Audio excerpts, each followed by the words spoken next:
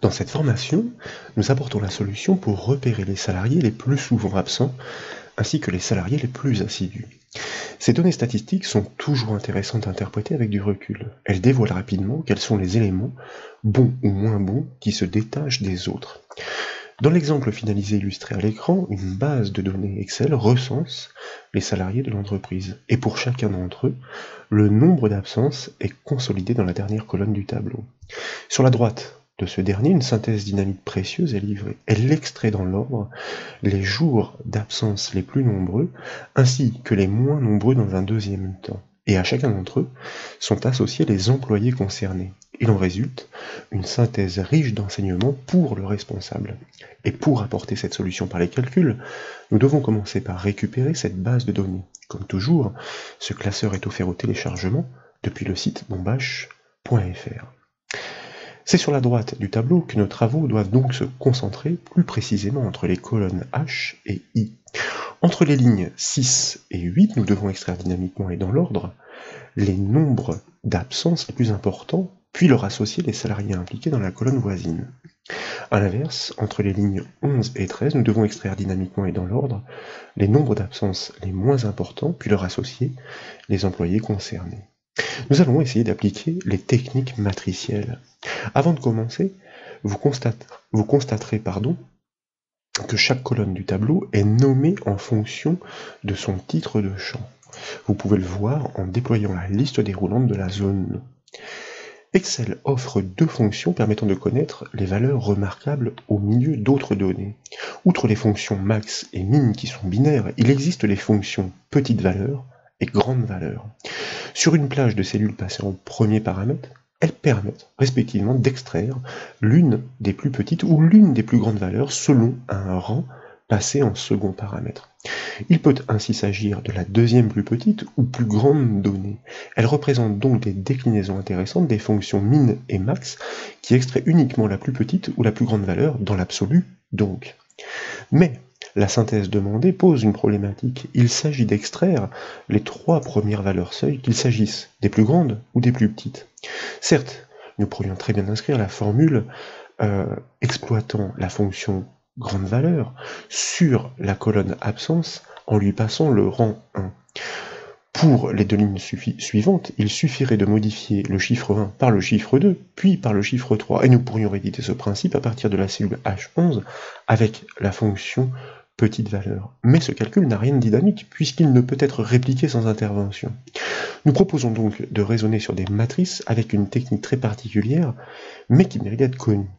Sur l'ensemble de la colonne des absences, donc reconnue par son nom, nous allons scruter la présence des trois plus petites valeurs pour commencer. Et lorsqu'elles seront décelées, nous devrons les extraire. Pour cela, nous avons besoin des fonctions index et équive.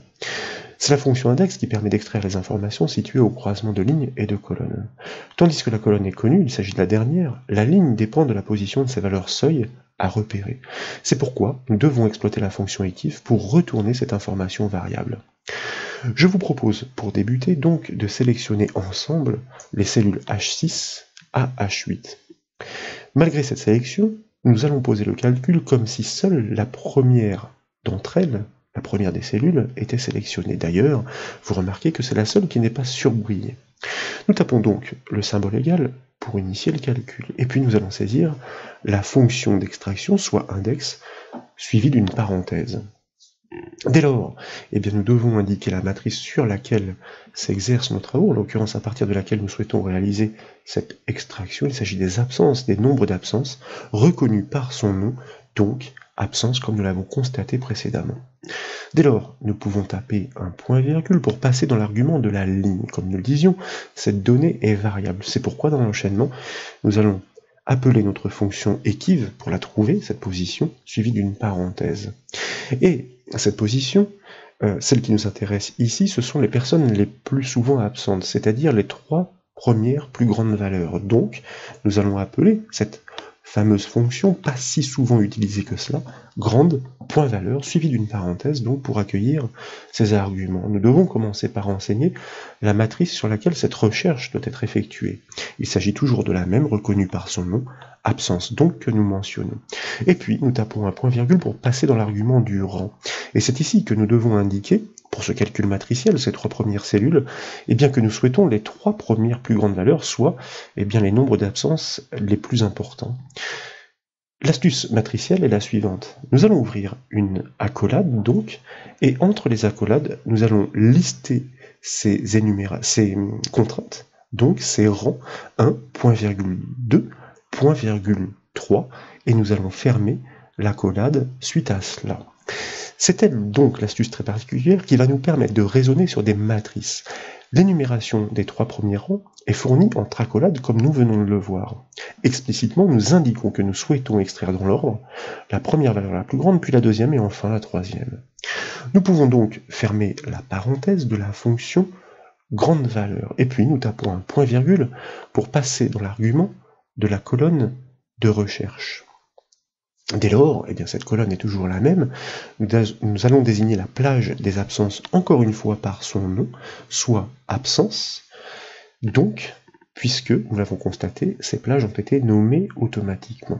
Ensuite, nous sommes toujours dans la fonction équive, le dernier argument est essentiel, nous allons taper un point-virgule suivi du chiffre 0 pour demander un mode de recherche exact. Nous pouvons désormais fermer la parenthèse de la fonction équive qui, à ce stade, est censée nous avoir retourner les indices de ligne des nombres d'absences les plus importants dans un raisonnement matriciel dont nous devrions extraire eh bien, les valeurs concernées. Nous pouvons taper un point-virgule pour passer dans l'argument de la colonne pour la fonction index, puisque nous sommes de retour dans ces paramètres. Et en l'occurrence, ici, eh bien, l'indice de colonne est fixe, sachant qui plus est que nous avons renseigné pour l'extraction une seule colonne, donc il s'agit nécessairement de la première. Nous tapons le chiffre 1 et nous pouvons fermer la parenthèse de la fonction index. Dès lors, nous n'avons plus qu'à valider cette formule, mais rappelez-vous, il s'agit d'une formule matricielle exploitant pourtant des fonctions classiques, donc nécessairement nous devons la valider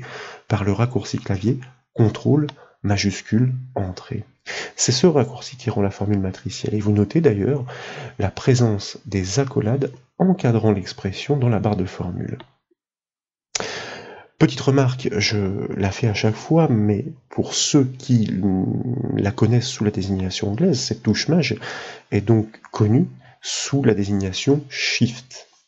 Quoi qu'il en soit, donc avec une seule formule, les résultats tombent. Nous obtenons bien les 3 plus grands nombres d'absences, qui plus est classés dans l'ordre décroissant grâce à cette fameuse astuce des numéros qui sont ainsi énumérés dans les accolades de la fonction grande valeur. De fait, il suffit de répliquer la même syntaxe sur la plage de cellules H11, H13, celle du dessous, mais sans oublier de remplacer la fonction grande valeur par la fonction petite valeur, puisque je vous rappelle que cette fois, eh bien, nous souhaitons identifier les personnes les plus assidues en commençant par les nombres d'absence. Pour cela, je vous propose de prélever à partir du premier calcul depuis sa barre de formule l'intégralité de la syntaxe, de la copier, de bien sortir de la barre de formule par le raccourci clavier CTRL majuscule entrée, sinon eh bien, le calcul serait dégradé, de sélectionner la plage de cellules H11, H13, puis dans la barre de formule de coller la précédente syntaxe, mais de remplacer la fonction grande valeur par la fonction petite valeur pour les raisons que nous évoquions donc, et à l'issue, de bien penser à valider ce raisonnement matriciel par le raccourci clavier CTRL majuscule entrée. Nous aurions aussi pu aboutir à la solution avec des techniques usuelles de calcul, par exemple en passant en argument de la fonction grande valeur le numéro qui s'incrémenterait automatiquement de la recherche grâce à la fonction ligne, par exemple. La fonction ligne basée sur une cellule de la première ligne, A1, en tirant la poignée naturellement, le 1 devient 2, puis devient 3, sauf que comme vous le remarquez ici, eh bien, nous obtenons des retours avec des répétitions, ce qu'aurait produit, je vous rassure, un calcul classique, c'est une possibilité. Néanmoins, la syntaxe de la formule matricielle est beaucoup plus puissante, nous sommes toujours dans ces phases d'entraînement pour pouvoir aller de fil en aiguille toujours plus loin. Donc, finalement, nous pourrions penser que le plus dur est fait, nous sommes tenter d'ajuster la colonne de recherche pour produire l'extraction des salariés selon le même mode opératoire. Et d'ailleurs, c'est ce que je vous propose de réaliser. Tout d'abord, nous allons sélectionner la cellule H6 de nouveau. Si d'aventure vous n'aviez pas collé la syntaxe tout à l'heure, pour la prélever depuis la barre de formule, la copier par le raccourci clavier CTRL-C, bien penser à sortir de la barre de formule par le raccourci CTRL-MAJ entrée, et ensuite, je vous invite à sélectionner la plage d'extraction pour les noms des salariés associés.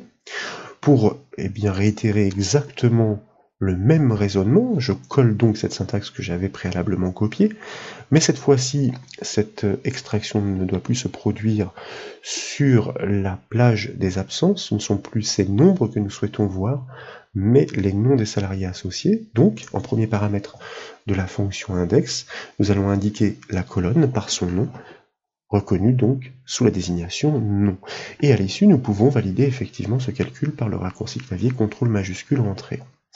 Nous obtenons bien, a priori, l'extraction des salariés les plus souvent absents, dans l'ordre imposé par le premier calcul. Donc, dans la foulée, nous sélectionnons la plage de cellules I11, I13, nous collons la précédente syntaxe, et puis, comme tout à l'heure, nous allons remplacer effectivement, pour la cohérence avec les valeurs extraites, la fonction grande valeur par la fonction petite valeur et valider la formule matricielle par le raccourci clavier, CTRL majuscule entrée. Autant pour moi, je m'empresse petite valeur, oui, dans un premier temps, sans oublier que, dans un deuxième temps, l'extraction ne se produit plus sur les absences, mais sur les noms, donc nous remplaçons la matrice. Et puis nous validons effectivement par CTRL majuscule entrée.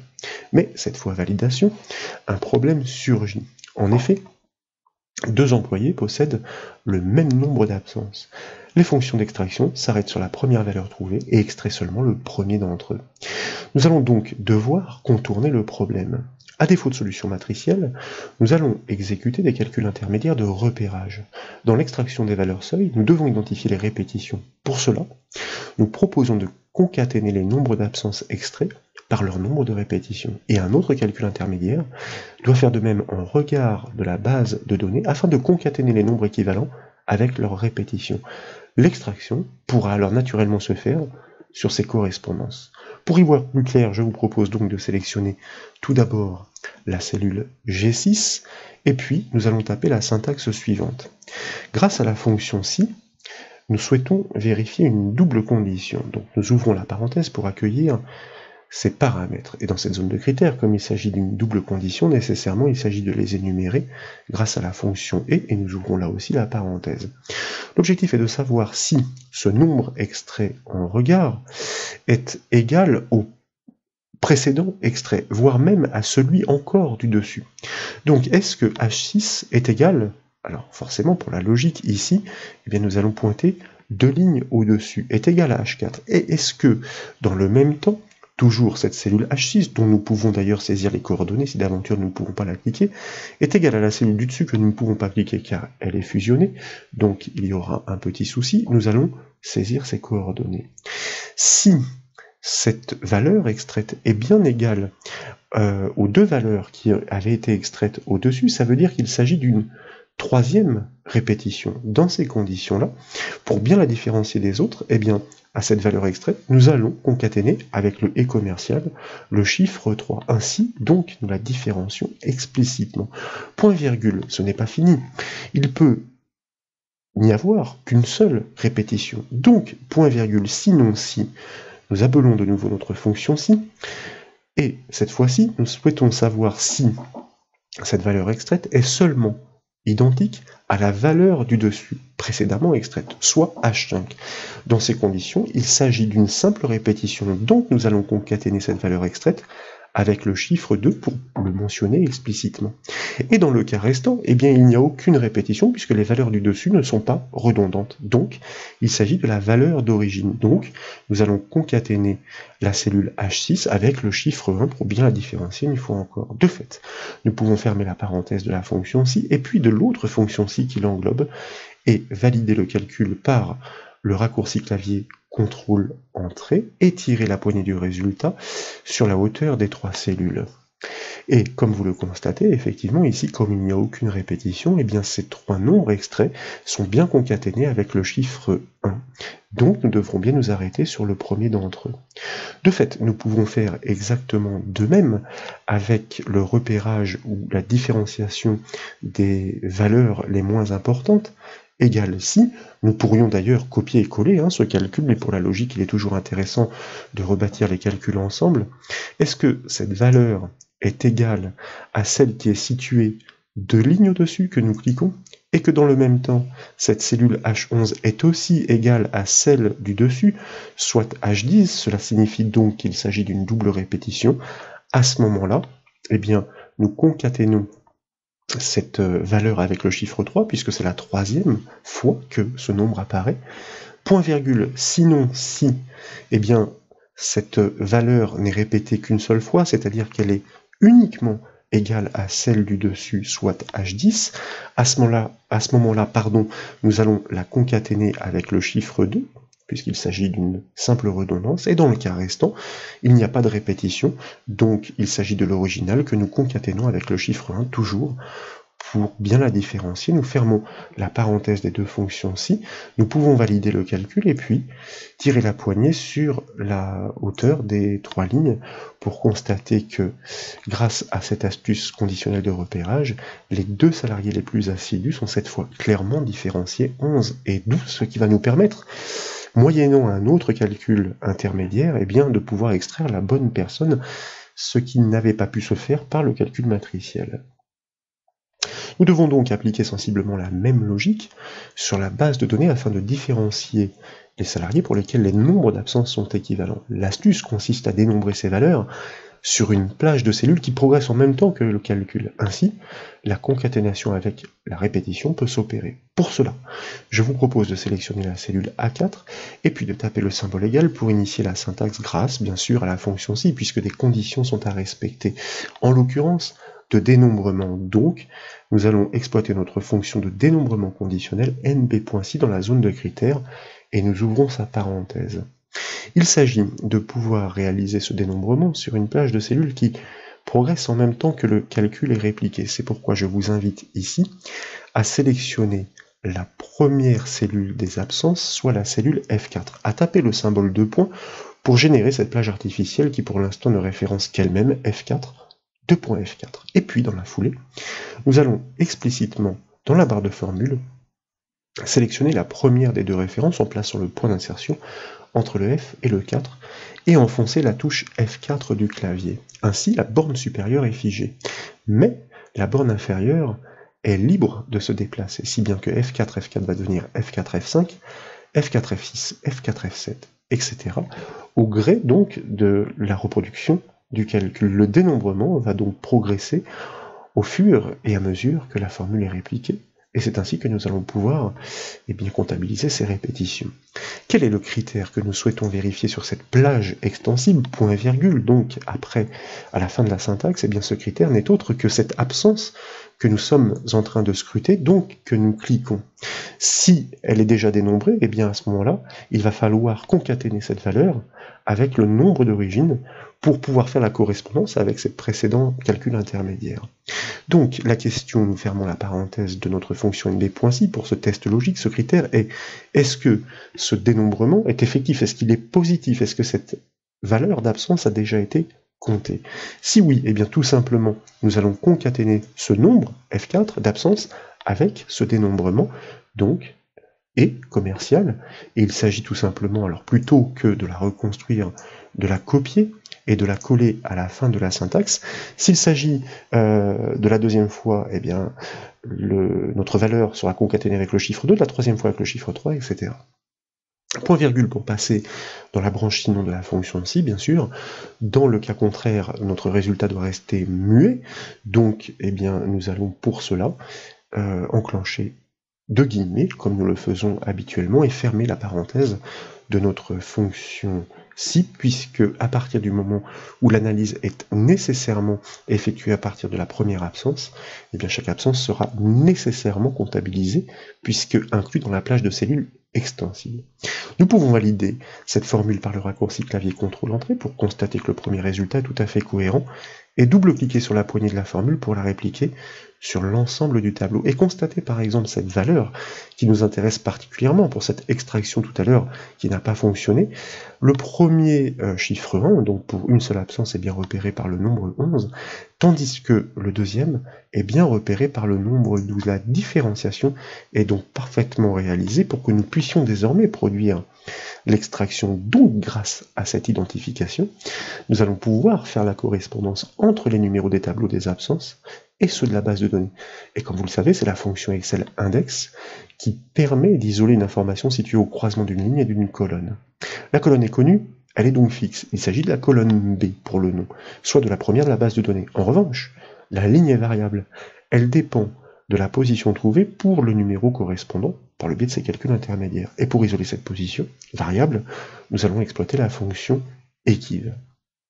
Je vous propose donc de sélectionner la plage I6, I8, c'est-à-dire la toute première des noms correspondants, d'enfoncer la touche Supre du clavier pour effacer le précédent calcul matriciel, et de faire de même, tiens, tant qu'à faire, sur la plage I11, I13. Nous allons ensuite resélectionner la première de ces cellules, I6, pour le premier salarié à trouver, taper le symbole égal pour initier le nouveau calcul, saisir la fonction d'extraction, donc index, ouvrir sa parenthèse pour accueillir ces arguments. Nous devons commencer par indiquer quelle est la colonne, ou plutôt le tableau d'extraction. Ici, il s'agit d'une colonne. Pour simplifier le raisonnement et la syntaxe, je vous invite à désigner la colonne BB. Vous voyez que ici, en cliquant sur son étiquette, en raison des cellules fusionnées, le résultat produit est tout autre. Donc, dans la barre de formule, nous pouvons le corriger au clavier B. B. Ensuite, nous tapons un point-virgule pour passer dans l'argument de la ligne à trouver, qui est variable donc que nous devons chercher grâce à la fonction équive, pour laquelle nous ouvrons la parenthèse. Et nous allons cliquer sur le premier numéro concaténé à trouver, produit par notre calcul intermédiaire, soit la cellule G6. Nous demandons la fonction équive de trouver la position de ce numéro calculé. Point virgule pour passer dans l'argument de la colonne de recherche, ces numéros doivent être trouvés dans la colonne A. Donc je vous invite à cliquer sur son étiquette pour produire effectivement la matrice AA. Puis nous tapons un point virgule suivi du chiffre 0 comme vous le savez pour réaliser une recherche exacte. De fait, nous pouvons fermer la parenthèse de la fonction équive et nous sommes de retour dans les arguments de la fonction index.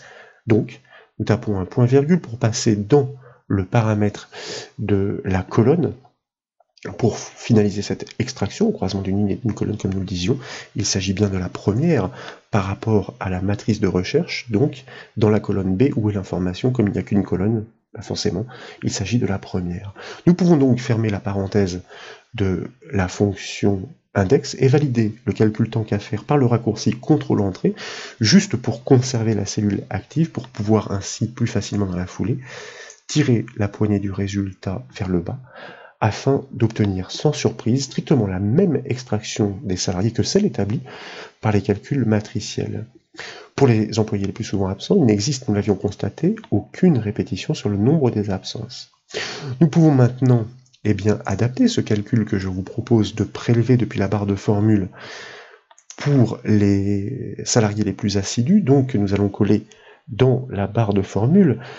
Nous réalisons bien la recherche dans la colonne B, non pas de la cellule G6, puisque c'est plus le même calcul intermédiaire, nous aurions pu coller cette formule pour bénéficier d'un déplacement relatif de ces coordonnées, mais ici pour la compréhension, il est assez intéressant de repasser sur ces notions. Donc nous recherchons cette fois-ci la valeur 11 pour la première absence identifiée dans la colonne A, afin de pouvoir extraire le nom du salarié associé. Nous pouvons valider ce calcul par CTRL-Entrée pour conserver la cellule active, et puis répliquer cette logique sur les cellules du dessous. Et cette fois, une différence notable est à observer. Nous avons réussi à différencier les salariés associés au même nombre d'absences, contrairement à précédemment. De fait, nous avons produit l'extraction chirurgicale souhaitée grâce à ces calculs intermédiaires de repérage. Nous avons donc réussi à construire une solution fort intéressante pour évaluer l'absentéisme au sein de l'entreprise. J'espère donc que ces démonstrations vous ont plu. Si c'est le cas, comme toujours, je compte sur vous pour mettre un petit j'aime à la vidéo. Et comme vous le savez, vous pouvez retrouver toutes les autres formations sur le site bombache.fr. Je vous remercie.